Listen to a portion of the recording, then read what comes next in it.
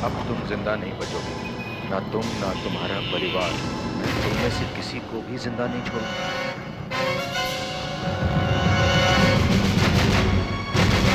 Sir, इस बात से मैं इतना परेशान हो गया हूं कि आज मेरा रेस्टोरेंट खोलने का मन ही नहीं कर रहा था।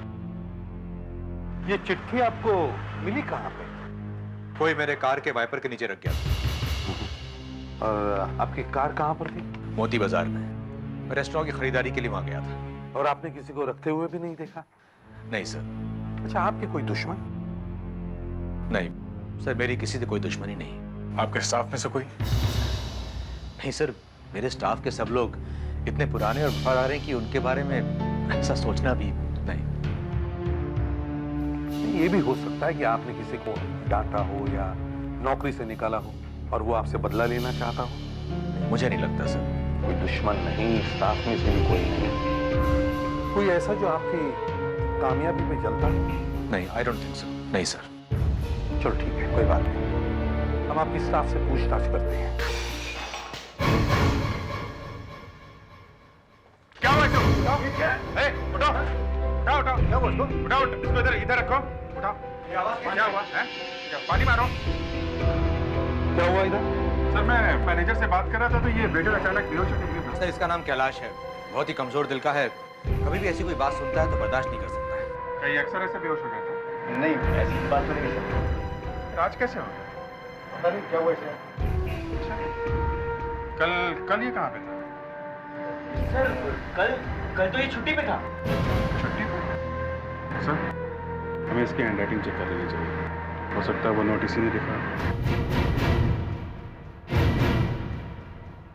लिखने वाले ने बहुत होशियारी से ये नोट लिखा है। क्यों? ये देखिए, ये हर अक्षर पे ओवर राइटिंग की हुई है ताकि उसकी लिखाई कोई पहचान न सके। और तो और कोई उंगलियों के निशान भी नहीं है। No fingerprints at all. इसका मतलब काफी चालाक है। हाँ सर, सड़क पर किसी ने उसे ये नोट रखते हुए देखा भी नहीं है। सर, हमने आसपास के दुकानों और फेरी वालों से सबसे पूछताछ की, किसी को भी कुछ नहीं मिला। एक्चुअली वो मार्केट एरिया है, सब इतने बिजी रहते हैं कि किसी को किसी से कोई मतलब नहीं रहता। सर, हमें राजेश और उसकी फैमिली की सिक्योरिटी के लिए कुछ करना पड़ेगा सर। हाँ, मगर जब तक हम इस केस की पूरी तरह से जांच न कर लें, हम उन्हें कोई प्रोटेक्शन नहीं दे सकते। पर हमें बहुत सतर्क रहना पड़ेगा सर। अगर किसी ने उन पर हमला कर दिया तो दोषी हम ठहराए जाएंगे।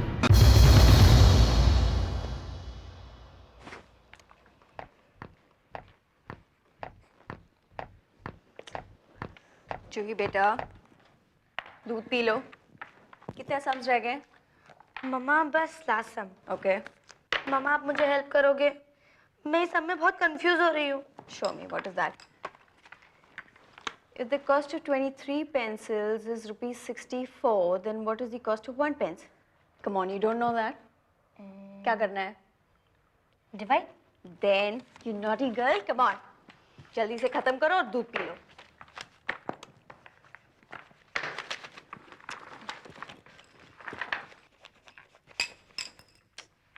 ओफो, क्या हुआ? पेंसिल गिर गई। तुम रुको, मैं उठाती हूँ। किधर है? मम्मा, वहाँ नहीं है, ये रहा पेंसिल। मम्मा, ये क्या था मम्मा? मम्मा, नहीं रुको। मम्मा, मम्मा प्लीज, मुझे बहुत डर लग रहा है मम्मा, प्लीज। I know. आवाज मत करो, आवाज मत करो। Mummy please. देख ले तुझे, आवाज मत करो।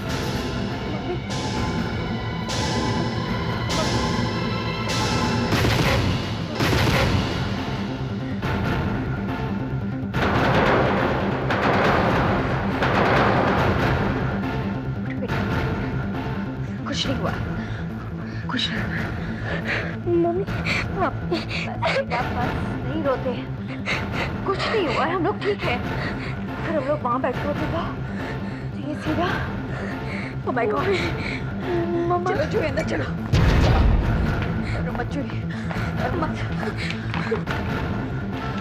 मम्मी। हेलो राजेश, प्लीज तुम जल्दी से घर आ जाओ। हाँ मैं इसी वक्त, प्लीज। पापा किसी ने खिड़की से ईंट मारी है। हाँ नहीं, मुझे और जूही को तो नहीं लगा। कहा ना पापा, मुझे और जूही को नहीं लगा। प्लीज तुम जल्दी से घर आ जाओ प्लीज। पापा बहुत डर लग रहा है पापा। कुछ नहीं होगा।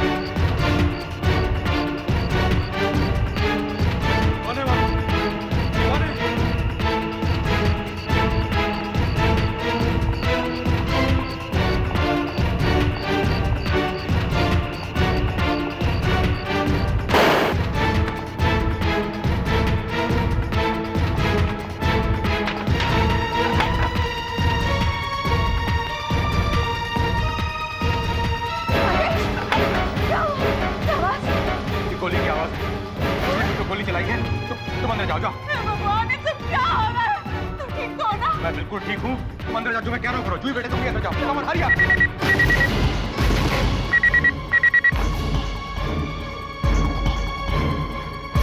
Hello hello hello. आज तो तुम बच गए, लेकिन अगली बार मेरा निशाना नहीं छूटेगा, इसलिए मरने के लिए तैयार रहना। कौन बोल रहा है? कौन बोल रहा है? Hello hello.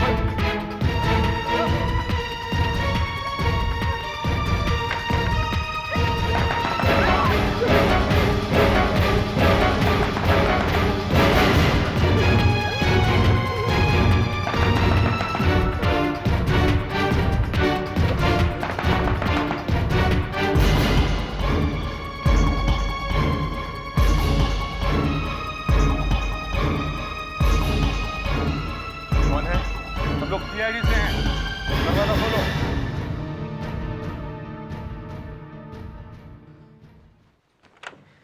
आइए एसीपी साहब, आइए।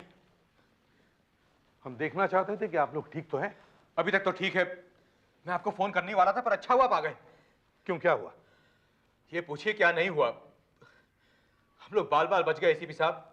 अभी थोड़ी देर पहले पल्लवी और जूही पर किसी ने खिड़की में से ईंट फेंकी। वो देखिए, ये तो इनकी तकदीर अच्छी थी कि ईंटें लगी नहीं।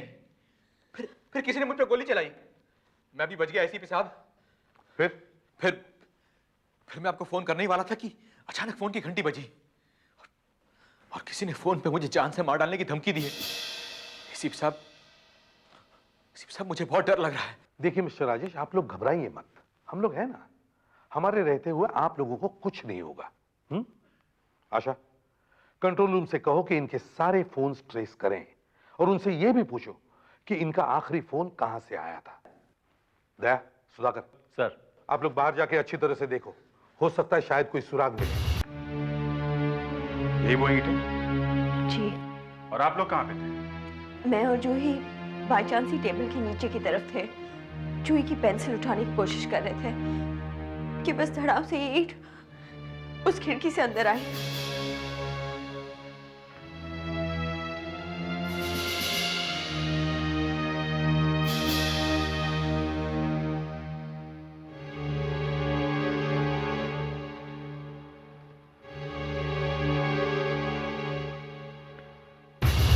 मिस्टर राजेश, एक बार फिर से अपने दिमाग पर जोर लगाकर सोचिए कि ऐसा कोई है जिसकी आपके साथ कोई पुरानी दुश्मनी हो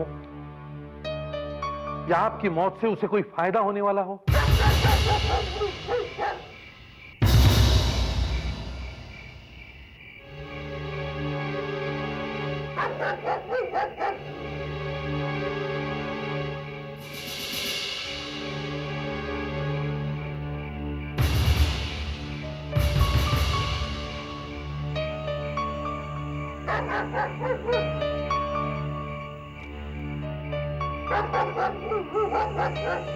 ये यहाँ घास दबी हुई है। इसका मतलब गोली चलाने वाला यहाँ खड़ा होकर राजेश का इंतजार कर रहा होगा। दया, खिड़की बाहर से अच्छी तरह से चेक करो, एक एक इंच चेक करो। बात को जमाना बीत गया राजेश, तुम पुरानी बातें दोहराने से क्या फायदा? लेकिन बात तो सच है ना, और उसी ने कहा, एक बार नहीं कई बार कहा है। क्या? यही कि वो मेरी बर्बादी देखना चाहता है।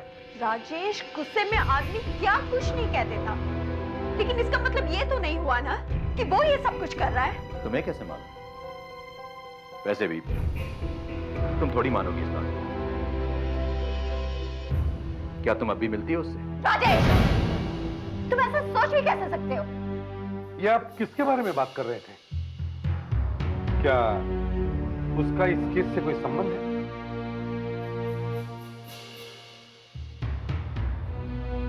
अनिकेत, हम अनिकेत के बारे में बात कर रहे हैं। कौन है ये अनिकेत?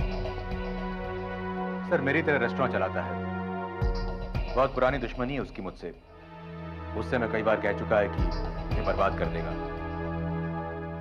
मुझे भिखारी बना के छोड़ेगा।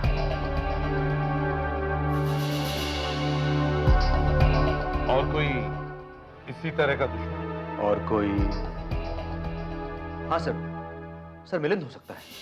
क्यों? सर, अपने रेस्टोरेंट के लिए मैंने उससे पैसे उधार लिए थे जो मैं अभी तक चुका नहीं सका हूं। एक दिन उसके आदमी रेस्टोरेंट में भी धमकी देने आए थे मुझे।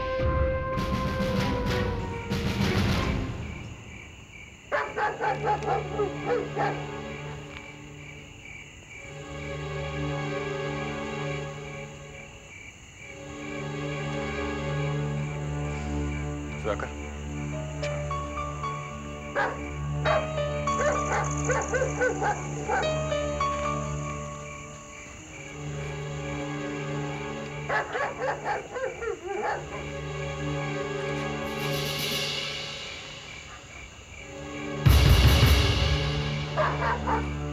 ये क्या है?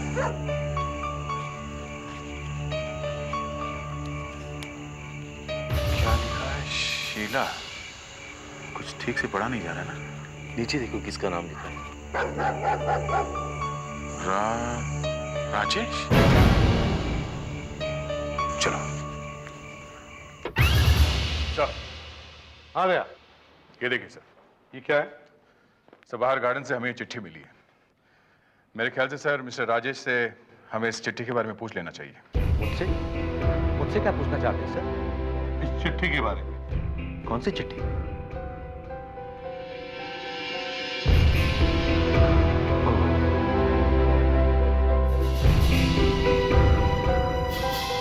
सर, प्लीज मैं आपसे अकेले में बात करना चाहूंगा, प्लीज। अभिजीत,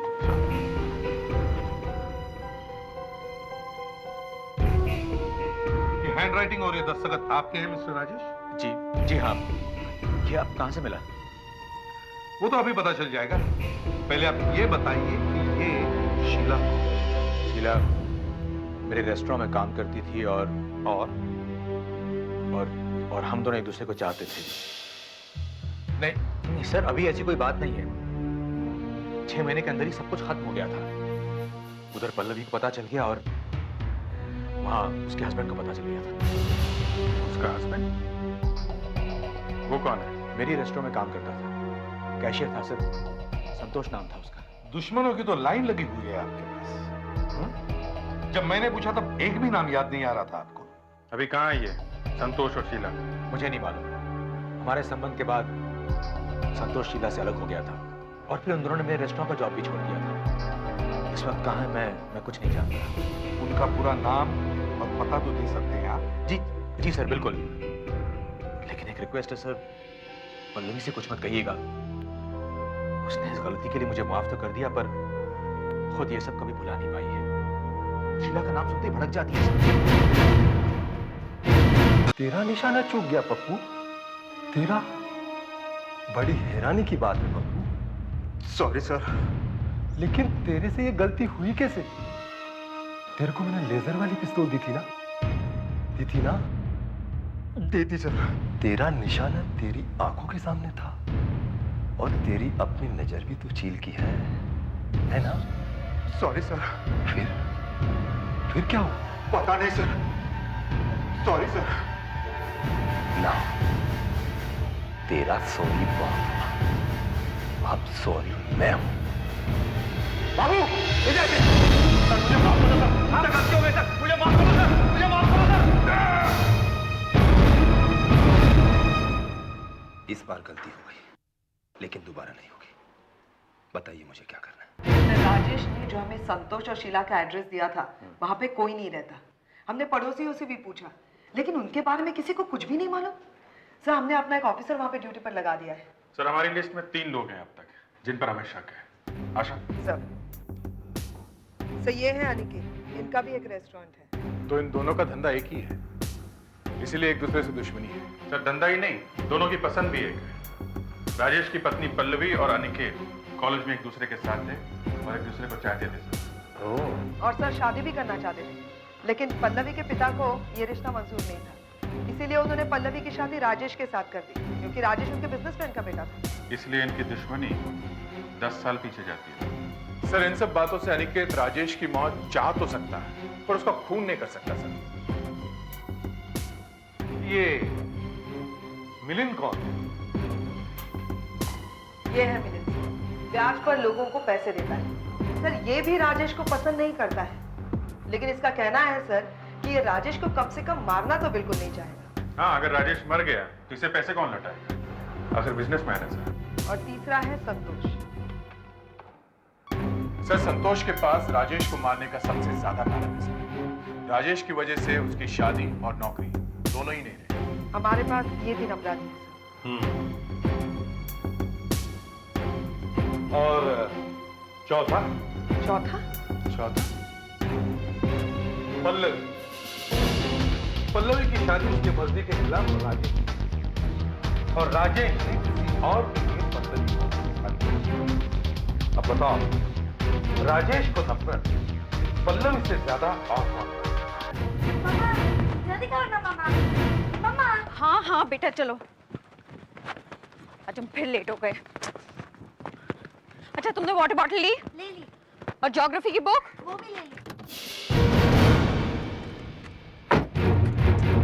करो बेटा।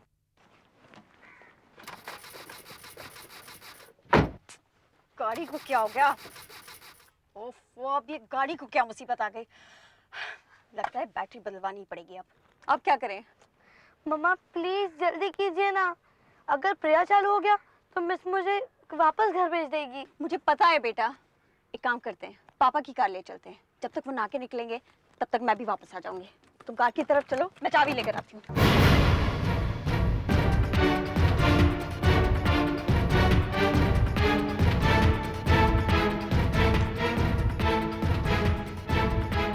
मामा ये क्या पड़ा है? इसे पीछे रखो ना, मैं कहाँ बैठूंगी? ओहो बेटा, तुम पीछे बैठ जाना। ऑलरेडी हम लोग इतने लेट हो चुके हैं। चलो जल्दी करो प्लीज।